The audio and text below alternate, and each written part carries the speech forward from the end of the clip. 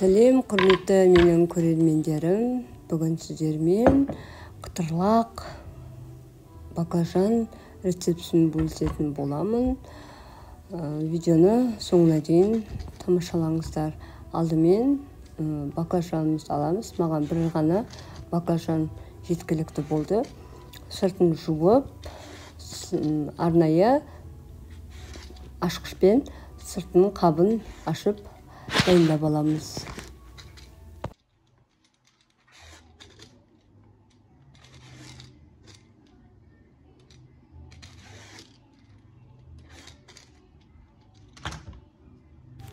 Одан кейін баклажанымызды ортасынан бөліп, немесе үшке де бөлсеңіздер болады. Мен үш бөлікке бөлдім. Үш бөлікке бөлгеннен кейін тағы да ортасынан баклажанымызды екіге бөлетін боламыз. Одан кейін өздеріңіздің ыңғайыңызға, идеяңызға қарай уақыттап тура берсеңіздер болады, немесе ұзыншақ етіп турасаңыздар болады. Мен осылай қиғаштап кішкентай формада турап аламын.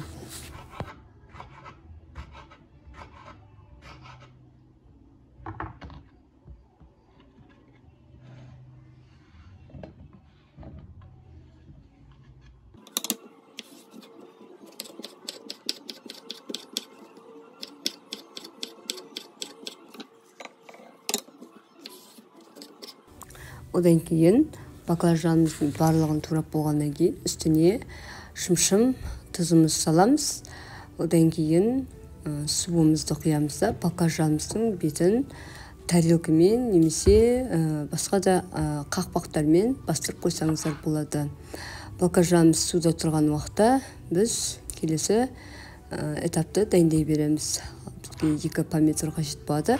Помидорымызды осылай оны да баклажанның формасында етіп турап алдым.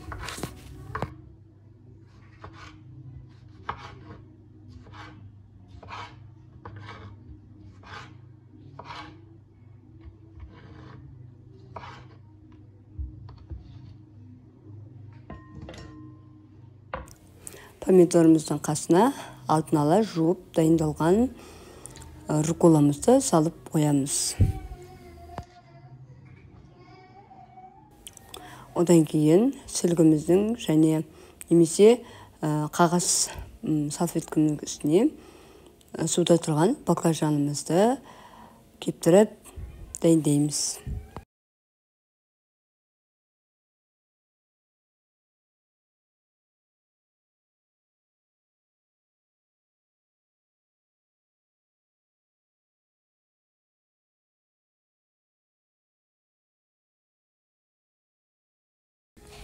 Бұл баклажанды арнайы клярда дайындайтын боламыз. Мен видеосын түсіруге ұмытып кетіппін. Сіздерге толықтай айтып өтейін. Бізге 50 грамм кукурузный крахмал, 50 грамм ұн және 120 грамм су қажет болады. Барлығын араластырып дайындаймыз да үстіне кептірілген баклажандарымызды салып, жақсылап араластырып аламыз.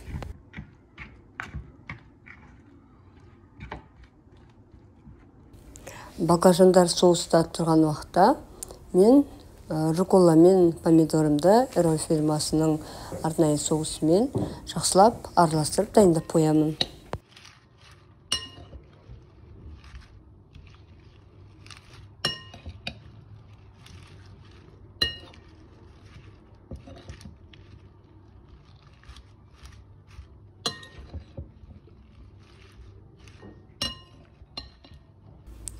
Енді алдын ала қызып дайындап қойған майымның үстіне клярдағы баклажандарын салып, жақсылап қызарғанша қуырып аламын. Бұл қазіргі кездегі хит ресторандағы екінің бірі заказ беретін самый хит салат деп айтуға болады. Сіздер де үйіңізде осы тәсіл бойынша жасап көрсеңіздер болады. Дәмі өте дәмді әрі ерекше болып шығады.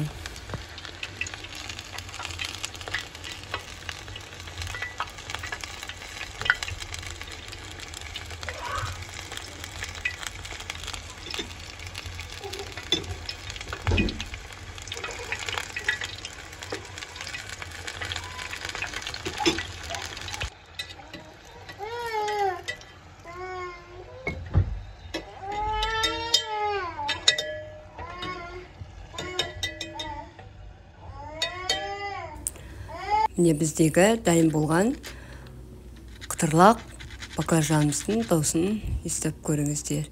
Енді бұл баклажанымызды араласқан салатымыздың үстіне қосып, азғантай көлемде соусымызды құямыз да қонақтарымыздың алдына ұсынатын боламыз. Өте дәмді әрі тойымды қазіргі хит салаттардың бірі.